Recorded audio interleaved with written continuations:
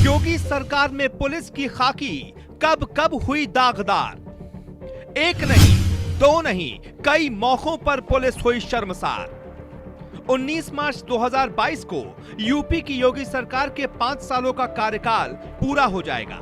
इन 5 सालों में क्या क्या हुआ क्या नहीं, ये तो सरकार बता ही रही है, लेकिन इन 5 सालों में यूपी पुलिस की खाकी पर कब कब दाग लगे, ये हम आपको बताने जा रहे हैं। जिस पुलिस की कार्रवाई पर आज योगी सरकार खुद की पीठ थपथपाने में फूली नहीं समाती, उस पुलिस की खाकी पर एक बार नहीं, 2 बार नहीं, 3 बार नहीं, कई बार दाग लगे हैं। तो एक एक करके आपको हर उस बड़े कांड से रूबरू करवाते हैं जो यूपी पुलिस ने बीते 5 सालों में अंजाम दिए। आईपीएस मणिलाल पाटीदार ने किया खाकी को सबसे ज्यादा शर्मसार। यूपी में खाकी पर दाग लगाने वालों में मणिलाल पाटीदार जैसे आईपीएसओं ने सबसे बड़ी भूमिका निभाई। महोबा के स्टोन क्रशर कारोबारी इंद्रकांत त्रिपाठी ने 8 दिसंबर 2020 को गोली मारकर खुदकुशी की थी।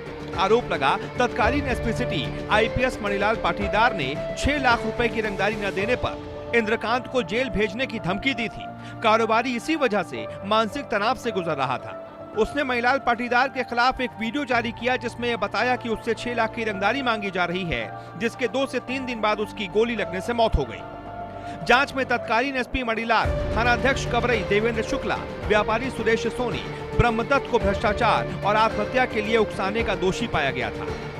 एसआईटी की जांच में सिपाही अरुण यादव भी भ्रष्टाचार के दोषी पाए गए, जिनके खिलाफ मामला दर्ज हुआ। इस मामले में 1 लाख के इनामी आईपीएस पाटीदार को छोड़कर बाकी चारों जेल में हैं। मणिलाल तब से फरार चल रहा है। पुलिस की ये भी बड़ी नाकामी है कि उसे आज तक गिरफ्तार नहीं कर पाई। वो कहां है, किसी को खबर नहीं। बेगुनाह के खून से सनी खाकी।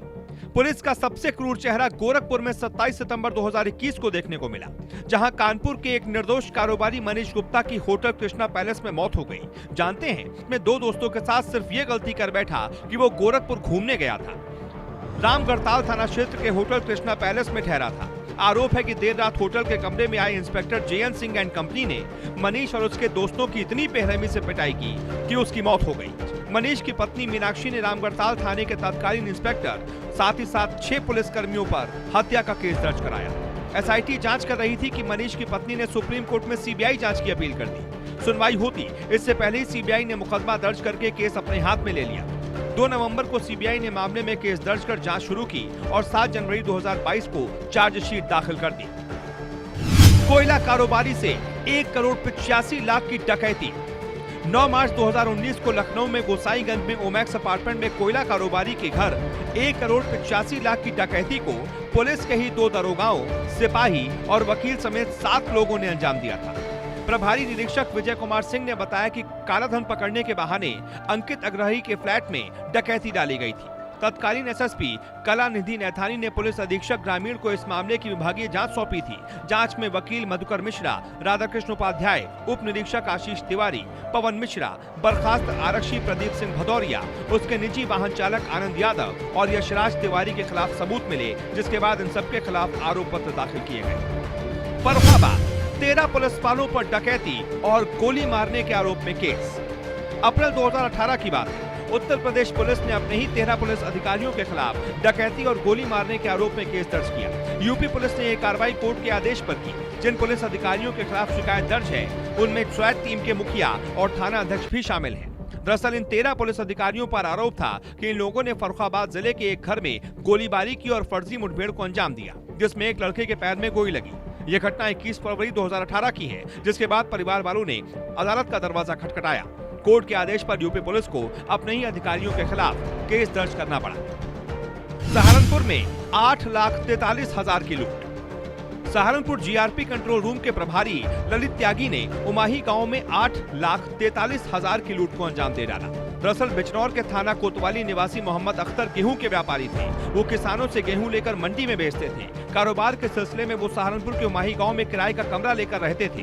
13 मई 2019 को सुबह करीब 2:30 से 3 बजे के आसपास जब वो अपने कमरे में सो रहे थे, तभी कार सवार 3 वर्दीधारी समेत 6 लोग वहां पहुंचे। उन्होंने मारपीट करके व्यापारी से 8,43,000 रुपए लूट लिए। थाना पुलिस और एसटीएफ ने मामले की जांच शुरू की तो उन्हें सुराग मिला कि लूट जीआरपी आगरा कंट्रोल रूम प्रभारी ललित त्यागी ने वारदात को अंजाम दिया। लूट में उसके साथ सिपाही रिंकू और सिपाही शायर बेग शामिल था। सहारनपुर एसएसपी दिनेश कुमार पी ने बताया कि आरोपित इंस्पेक्टर के पास से लूट के 4,94,000 रुपए बरामद भी कर लिए गए। सर्राफा कारोबारी से पुलिस वाले नहीं लूट लिए 3.5 लाख रुपए। राजधानी लखनऊ के पुलिसकर्मी भी खाकी के दामन में दाग लगाने में पीछे नहीं रहे।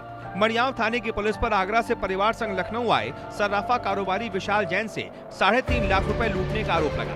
वाहन चेकिंग के दौरान चांदी और नकदी मिलने के बाद कारोबारी को थाने ले जाया गया और डरा धमकाकर 3.5 लाख रुपए वसूल कर लिए गए। मामले में जांच के बाद दोषी पाए जाने पर एसएसपी करुणानिधि नैथानी ने इंस्पेक्टर प्रदीप सिंह, दरोगा दलवीर सिंह और आफ्ताब आलम को लाइन हाजिर कर दिया।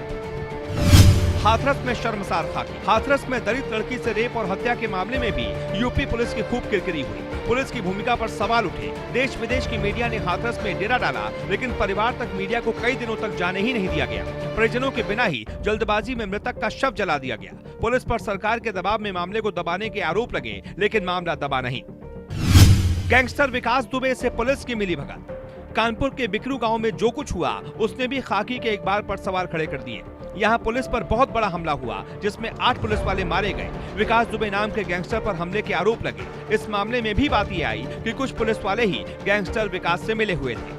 घटना के कुछ दिनों बाद उज्जैन में विकास दुबे पकड़ा गया। उसको वापस आते वक्त कानपुर के पास उसका एनकाउंटर कर दिया गया। याद होगा आपको, पुलिस ने कहा था गाड़ी पलट गई थी और विकास दुबे भागने की फिराक में था, इसलिए एनकाउंटर हुआ। इस एनकाउंटर पर भी सवाल उठे। बाद में विकास दुबे से मिले होने के आरोप में 37 पुलिस वालों के खिलाफ कार्रवाई हुई और इन्हीं सारी वजहों से खाकी एक बार फिर दागदार हुई।